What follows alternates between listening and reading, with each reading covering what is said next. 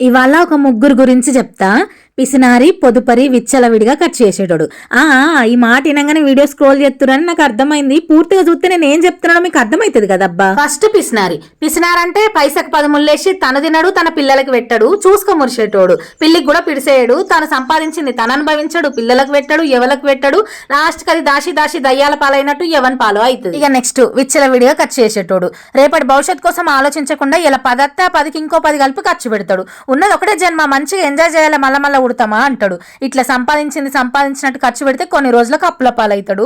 అవి తీర్చలేక ఆనికాళ్ళు ఈనికాళ్ళు పట్టుకొని దయా బాంచని అంటాడు. ఇక మూడో రకం పొదుపు చేసేటోడు.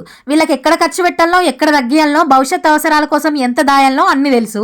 ఒక వస్తువును సృష్టించలేనప్పుడు పాడు చేసే హక్కు కూడా ఉండదని గట్టిగా నమ్ముతారు. 100 మందికైనా భోజనాలు పెడతారు కానీ ఒక్క మెతుకు కూడా వదలకుండా తినాలే అంటారు. ఉన్నంతలో సంతోషంగా ఉండి భవిష్యత్ భరోసాకి బాటలు వేసుకుంటారు. కానీ ఇట్లా పొదుపు ఉంటే కూడా కొంతమంది పిసినారి అంటారు.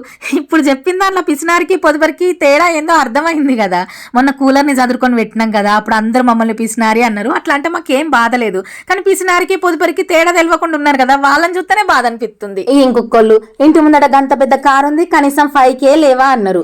రూపాయి వాల్యూ తెలిసిన వాళ్ళ బ్రదర్ 5K లేవని కాదు, నడుస్తుంది కదా ఉపయోగించుకుందామని. అయినా మన గుండు తాత మనకి ఎప్పుడో చెప్పిండు, మర్చిపోయిరా, డబ్బులు ఎవరికి ఊరికే రావు. ఈ వీడియో జూన్ 21, 2025 కరీంనగర్ వైరాంగా గుడికాడ బిల్డింగ్లు ఎక్కడ వరకు గులగొట్టిరో చూసి మీకు చూపిద్దామని తీసిన వీడియో.